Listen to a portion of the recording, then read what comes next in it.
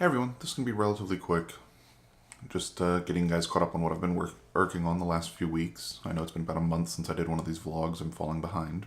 It happens. A couple weeks ago, I did put together a team and participated in Houston's 48-Hour Film Festival. And if you don't know anything about 48-Hour Film Festival, its basic format is we're given a prop, a character, on a line, and all the teams have to work the prop, character, and line into their piece.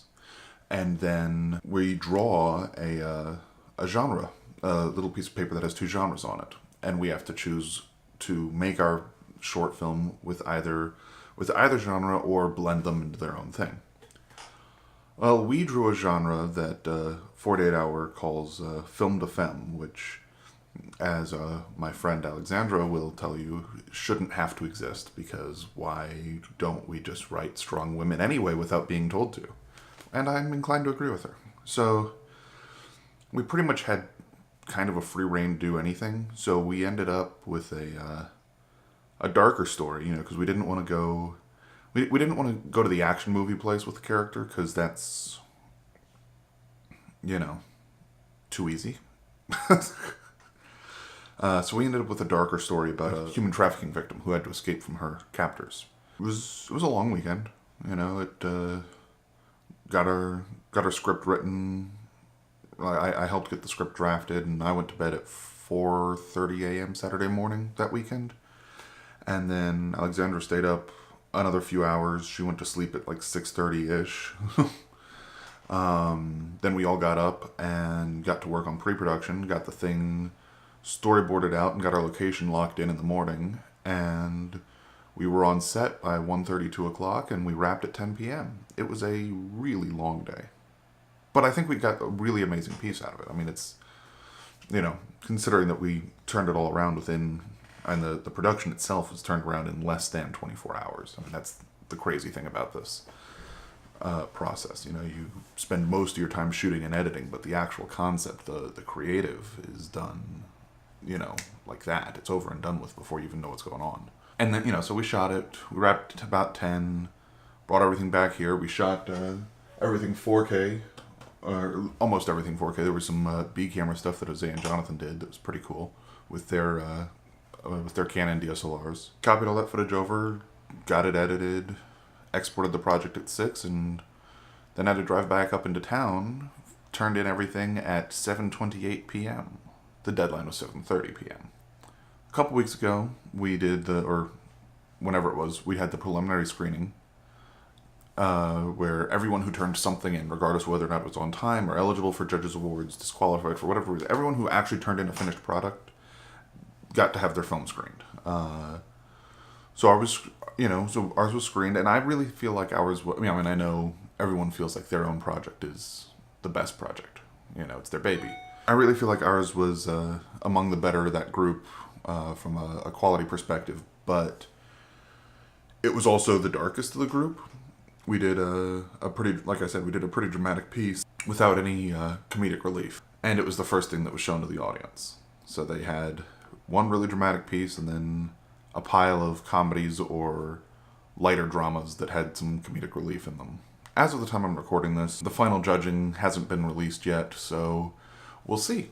And if we get into that final screening, I'll invite everyone to come see it, and you'll see all kinds of stuff on my social media.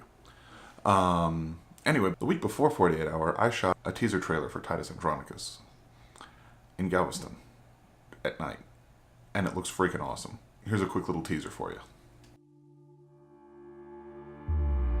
All too familiar with pain, all too familiar with pride. I've been on my knees 6, but gotten up 7 times. It was never even a question of is it gonna be mine. It's not a matter of chance, just a matter of time. I've been watching the clock, 10,000 hours go by. I keep putting in work, the tears are filling my eyes. I swear I've never been tested like this, but this is mine. It's not a matter of chance. Pretty awesome. It should be online by now, so head over to Clear. I'll put a link in the video here. I guess current YouTube links go up here somewhere. Anyway, I'll put a link in the video somewhere and in the description. Check out this teaser trailer. It is awesome, and we all spent fair amount of time working on it and, and creating it and polishing it. I actually used it as an excuse to try out DaVinci Resolve for the first time on my own project. And wow. Just wow.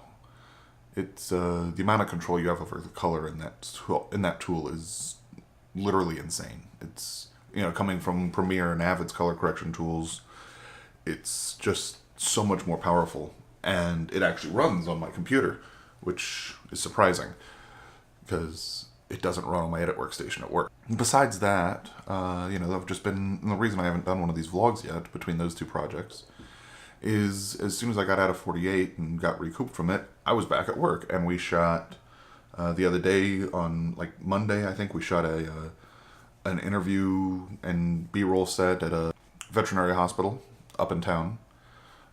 We rented a couple of FS7s for that shoot. That was fun. I didn't get to use the FS7s, but Tuesday, before we sent the gear back to Lens Pro to go, those guys are just awesome, by the way. I grabbed the two Sony lenses that we rented for those and stuck them on my A7S. And shot a little bit of test footage. I didn't have my tripod with me. I didn't have my stabilizer with me. I had nothing except the camera body.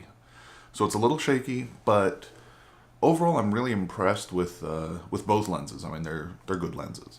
We had the 28 to 135 and the 18 to 110.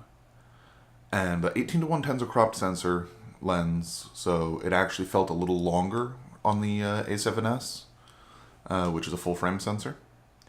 Whereas the 28 to 135 is a full frame sensor lens. And I think looked better, but I'm getting more of the sensor, so that makes sense. Just hand holding them, they both felt really stable. The 28 to 135 is I feel like it was almost 5 pounds just on the lens. It's a heavy lens. But if I was shooting a documentary project or something like that, or if I was doing news shooting as a, freelancer, I would definitely get one of those lenses because it just is so fantastic. And you can look at this footage here. I've got, I did a couple of tests walking around. It's still a little shaky. It's, like I said, it's not stabilized or anything. It's just handheld. But with a shoulder rig or just even handle stabilizers, you could go a long way with just this lens. And of course, you've got servo zoom and stuff on it. So, it's a proper video lens, which is cool. The biggest downside of it is it's the only lens I've ever stuck on this camera where the rolling shutter kind of just slaps me in the face. And maybe it was just because the office has a lot of straight lines and I usually avoid shooting in environments where I'm swinging the camera around and have a lot of verticals because I'm subconsciously aware of the rolling shutter deficiency in this camera. But it was it was crazy. They're impressive lenses. If I had a need for them, absolutely. Until I have an absolute need for them, I'll just rent them if I need them, because you can rent them relatively inexpensively from Lens Pro. But yeah, besides that, I think that's just about going to wrap it up. I will push out a link to the 48 hour when I'm allowed to post it. Links to the TITUS trailer will be in the description and at the end. And if you missed it, check out my last vlog about the little Star Wars short that I shot back in May. So yeah, I think that just about does it. I will talk to you guys later.